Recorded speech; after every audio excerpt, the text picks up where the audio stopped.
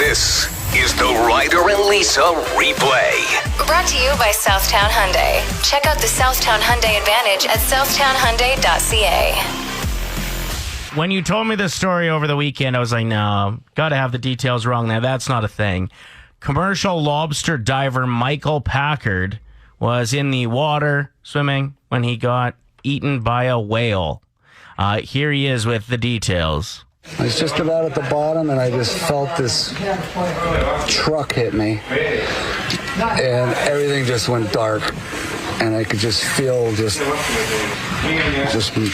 hard stuff all around me, and I just thought, did I just get eaten by a white shark? And then I said, no, I don't feel any teeth, and I said, oh my God, I'm in the mouth of a whale.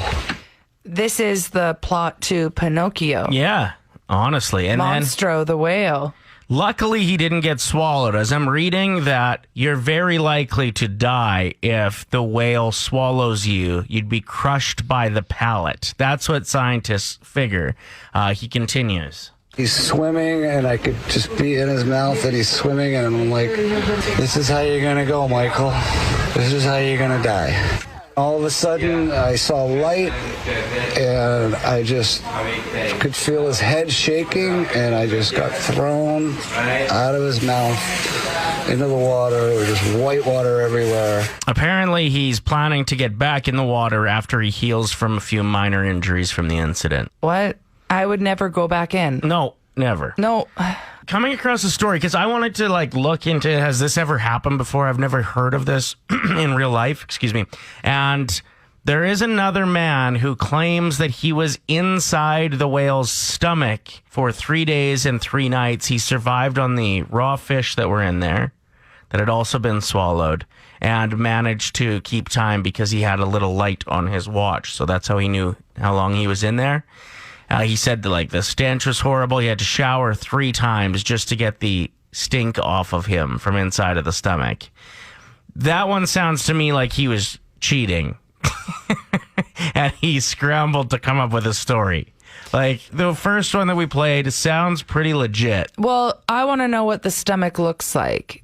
Is it like that scene in Pinocchio where they're just kind of chilling in, a really shallow pool? Yeah. Or wouldn't it be full of water? Well, I don't think full of water. Don't they just open their mouth and everything goes in it though? But I think the water passes through in those situations and then the food would stay. Well, we know now that you can survive, so it is a good lie if you need to make up a story on the spot as to why you didn't show up to something.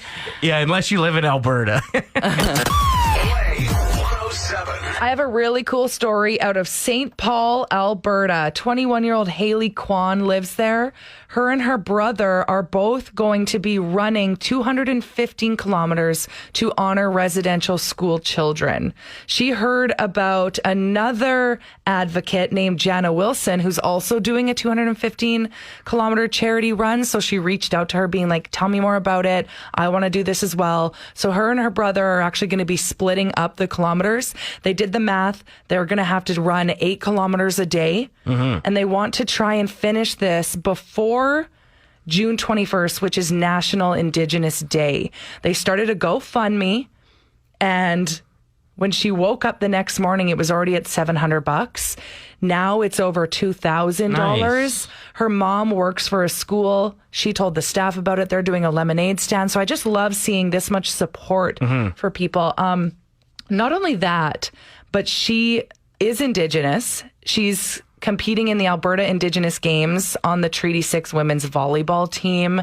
And she's raising money for the Canadian Feed the Children. So that's where all the money is going towards on this GoFundMe. If anybody wants the link to that, I can send it to you directly on the text line. Big ups to her and her brother. I think that's amazing. Tell me something good. My story is about animal control. They were called out to a tricky situation where a raccoon got its head caught in a manhole. I just want to show you the picture because it's actually quite adorable. Gosh. It's just his little head sticking out.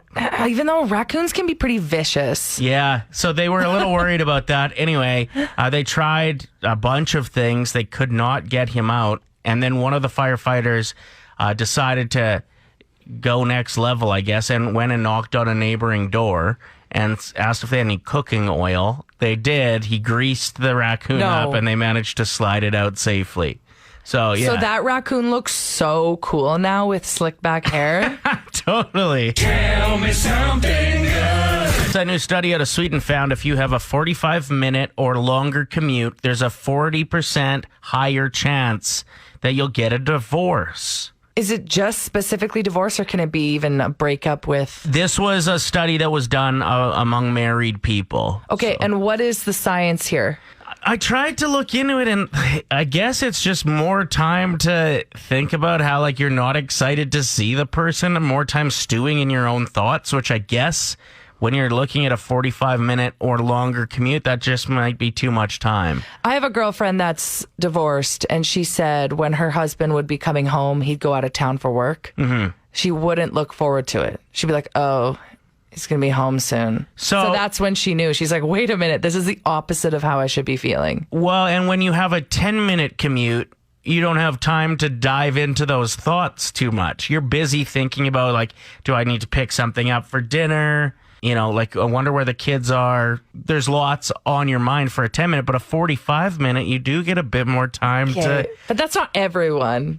40% is pretty high. It's really high. But the other 60% are looking forward to it. They can't wait to get home. I don't know about Unless that. they're lying. These people that have been polled. Situational 7 at 7, counting down different things every week. Today we're focusing on the best situational storms. As I thought the Monday morning, before you had to do anything storm, then it gets nice is a pretty awesome storm. I disagree. I feel like it starts your week off on a bad foot. So we can't be putting that in the situational 7 at 7. It would make me just want to go right back to bed. So some honorable mentions that didn't make the cut is the while running storm. That's a good one. If you got the right tunes, they don't electrocute you. Yeah, maybe. The camping storm is a suggestion we got from Kale, and neither Lisa and I agree with that one. Unless you have a trailer, because when you have a tent and all of your stuff is moist, it sucks. But if you have a trailer, you can go inside. It's an excuse to just kind of like chill and play cards. But even the wind always feels like a tornado when you're in a trailer. So no, I don't agree. I was at Big Valley Jamboree the year that big storm happened. So scary. It was so scary. It blew my BlackBerry, that's the phone I had at the time, throwback, out of my hand, and I lost it. That's how windy it was, and I was too scared to go back and get it. Insane. Yeah, it was awful. Another honorable mention for the best situational storm is Halle Berry. Obviously, that was one of her characters. Okay, that's funny. Ryan said Halle Berry needs to be in there, but then there was someone else that said The Perfect Storm featuring Mark Wahlberg and George Clooney. Okay. Thank you, Lee, for that text. Let's get to some of the top 7 situational storms. At number 7, we have the movie night storm. Solid. The best. Number 6. You build a fort. Oh, so good. The steamy caught in the rain makeout session storm. Not all have experienced that, but if you have. Woo! Number 5 is the resort storm. Timberly broke this one down perfectly for us. Yep. So Timberly wrote in saying, when you're somewhere hot, it's beautiful all day. Then at dinner time, when you have to go back to the hotel room and get ready for supper, it turns into a massive storm. And it only lasts for about an hour or two. Pretty sure it's nature's way of saying, okay, you're drunk, go home now. It's true, too. And it always is that exact time. That's a perfect contribution. Thank you, Timberly.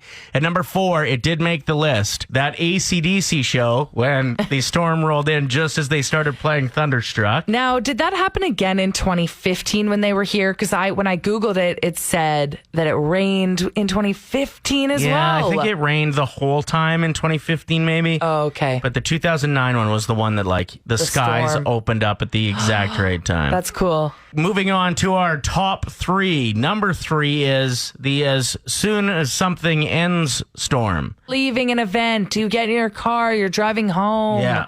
Then it pours. Or like the outdoor wedding ceremony just wraps up. The bride gets into the limo, storm. Or what was it? That's not good. They're going to get their photos done, Ryder. Sorry. That's a bad example. Number 2 is the didn't want to go anyway storm. That's my favorite. I don't know why that's not number 1.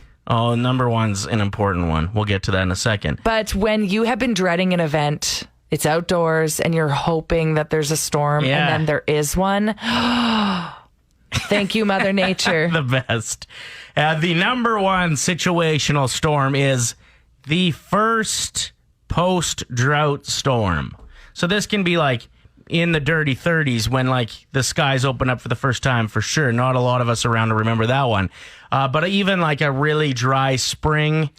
The kind of storm where you put your hands on your hips and you look out the window and you go, we needed it. Yeah. We needed it. When you can actually see like the dust puffing off every time a big raindrop hits, and then slowly it turns into soft soil. Okay, today was a really fun situational 7 at 7. Thank you for all the suggestions and the brainstorming. On Play 107. Rough weekend on Facebook Marketplace, Dude, Lisa. you have no idea.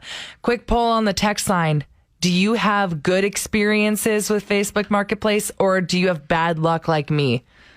Why can't I sell things?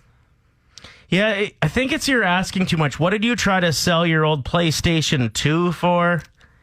And like too much. You were like trying to sell the games for $80 each. I was like, they didn't even like, cost that new. I was like trying to sell my DVDs. Router's like, no, you're not gonna have any luck with that. But what I am trying to sell is like a coffee table and some chairs at this point. And the questions that people ask, I'm over it. I'm starting to actually be rude. How tall is it? The one question. What was the one question? Was my favorite. Are they normal dining seat height? Yes. I was like, yes, they're kitchen tables. Chairs. Sorry, chairs. Maybe that's why I was confused. Did you call them kitchen tables? No, I didn't. But I did have in one of the photos, the table was in the background, and this guy shows up and he's like, where's the table? I was like, it's not included. It's literally titled 6 dining chairs. He's like, oh, I thought the table was included. I was like, you lowballed me. Like, I had this on here for 200, and he's like, I'll give you 150. And I was like, all right. And then he shows up, he's expecting the table too. I was like, absolute what? No. That would have been the best deal ever. And for then, nice kitchen table and chair. How about the people that show up with a little car? I'm like, you're not going to fit. It's not going to fit. Why are you here? And then they say, oh, this one actually has a rip in it. You probably should have written that in your description. I'm like, go away. I'm at a point now where I'm like, I will pay someone to come and get this stuff. I will pay you. I can't stand it. Or when they ghost you. Yes, it's available. Ghost. Why are you here? Yeah, it's true. They do ask that question a lot. Hi, is this available? And then you answer and then you hear nothing from them. I'm trying to sell some rims and tires, and I've gotten a lot of that as well. Or I'll give them my address and then they ghost. I'm like, why are you actually here? Well, and also, you just gave out your address to some creepy dude on Facebook. Why is everyone else that listens to our show, why do they have good experiences? Is it because I go in with a bad attitude? Yeah, a lot of texts rolling in. Nothing but good experiences with Marketplace. Oh, Joel did say when they show up without cash and their e-transfer isn't going through. This is everyone in my life besides Joel and I have amazing Facebook Marketplace experiences. One of my girlfriends says her mom has sold all of their junk, like stuff that she can't even believe her mom got money for. Whereas I'm over here with like legit nice things and can't get rid of them. I think that's the problem. The only way it's going to work is if you start selling crap instead of nice things. Please, here's some other things too for free. Take everything. Take everything I own. Yeah, the one guy that came to the house and we had agreed on a price on something that I was selling. I don't even remember what it was now. And then he's like, oh, sorry, I only brought 60. Even though we agreed to like 90. And I was like, well, I'm not going to give it to you for 60. I would actually rather pull it out here onto the front step and torch it in front of you than give it to you for that greasy move price. We actually have Johnny joining us, who hosts the show after us. You've got a story? I was selling the sound bar for $40. Buddy messages me and goes, yeah, I'll take it. So we meet up at a McDonald's parking lot, and he comes in and he goes, yeah, I'm actually going to get it because I'm a youth pastor. I want to play it at youth group. I was like, perfect. Sounds great. This is good. Oh, but does it work? So I had to plug it in, test it all. We had to show him Bluetooth. Took a while. It was $40. Like, I'm like thinking, this is not worth my time. But anyway, fine, send it. Comes back and you can tell like he's panicking just as I'm driving away, I'm like, oh, so I slam on the brakes and I roll down my window. He's like, before you go, can I share some scriptures with you? Just come to my car. No. And I'm like, no. He's like, but it'll only take 5 minutes. I said, I'm sorry, sir. I don't need any scriptures today. That'll be another 40 if you want me to come and sit through those scriptures. 107. What's happening with this TV show that got canceled, Lise? I saw this trending everywhere. People were sharing it left, right, and center. People that were part of the set were sharing the story on Twitter. NBC has a new show, a competition series that they were filming called The Ultimate Slip and Slide Competition. They had to shut down production due to explosive diarrhea. On set? On set. All of the crew members had it. No. They were running to the porta potty. I wonder if any of them needed to get to the porta potty fast enough that they took a slip and slide to get there. According to the Center... That's funny, Ryder. According to the Centers for Disease Control and Prevention, it's something called Giardia, a tiny parasite found on surfaces or in soil, food, or water that's been contaminated with feces from infected people or animals. So it makes sense. Everyone's playing in this water, maybe ingesting it by accident. Boom, diarrhea, everyone. So the fact that this went viral, the amount of people that were on the show, they're so embarrassed. They're like, I was part of that. Was it brought to you by Nibs? The show, is their main Ryder, sponsor? that's not funny. I told Ryder once that I can't eat nibs because they affect me negatively. Sorry for bringing that up. I've come across things you shouldn't have in your house after 30, and this was a group of interior designers that came up with this list. A busted-ass mattress. Okay. You should be replacing your mattress every 10 years, they say, for good reason and for good posture. Well, they do say you spend majority of your life laying in bed, so you should be comfortable. Totally. It's actually surprising people don't spend more on it for how much time you commit. Compared to the average person's commute, let's say they're in their car for half an hour a day. So you're in bed 16 times more than that if you're getting 8 hours of sleep. Too bad mattresses are really expensive. Yeah. Inflatable furniture is on the list. Oh, I had that. I had a couch in my room. The cigarette butts. You put a hole in that, is done. It was never comfortable. No. I've tried to read a book on it in the past, and I was like, this is dumb. You tried to read a book on inflatable furniture? Yeah, on the blow-up couch. I thought you meant the book was about inflatable furniture, No. the history of it. That's funny. Next up is soft toys on your bed, so stuffies for the most part. This is once again a list of things you shouldn't have in your house after 30. Plastic cups, plates, or cutlery. Old trophies. What's wrong with trophies? From the glory days. Well, living in the past. Does anybody care that you got third place in track in grade 6? You know what I mean? No. Anything galactic? No, see, that's not fair. So they have a certain idea of what decor should be, but there are people out there who are adults that love Star Wars, and they have their Star Wars memorabilia. Do you maybe have a room for it? Is it kind of like sports memorabilia where after you're 30, it shouldn't just be on your living room wall? It needs to be in the spare bedroom or a man cave type. I'd have to see it. Right. To know if it fits the room or not. So if I said, Lisa, in your room, I'm going to put up a bunch of stars on the roof. I'd love that. And space creatures, action figurines all over your room, you'd be cool with that? Not the space figurines, no. Sylvia wrote in saying, don't tell me how to live my life. Okay. Hey, listen, I'm not the judgy one that came up with this list. I just found it. Okay, Austin just burned the Oilers on our text line. The Oilers should take a lesson from your list. Old trophies and living in the past. Oof, don't like that. Oof. Diane says, the basement is full at my boyfriend's. Star Wars collectibles everywhere. I'm all right So with basement. That. Yeah. Visible shot glasses is also on the list. Shouldn't have those. What I do agree with is that. I also think that your remotes that turn the TV on and stuff should be hidden in a drawer. No. I think they're an eyesore. Always hard to find I know. them. Hide them. If I have to get up for the remote, it defeats the purpose of the remote. Ryder and Lisa. Brought to you by Southtown Hyundai. Play 107. We're joined by Arlen from Destination Doughnuts. We got a chance to sample your product a few weeks ago, and both Lisa and I thoroughly agreed that it was the best donut we'd ever had. That's amazing. Thank you so much for that. This is why we work during the night, so that they are fresh in the morning when we open up at 7. And you guys are locally owned too, right? You know, a lot of people think that we're part of a chain because I guess because of the branding that we kind of promote, but we're not. We're very local.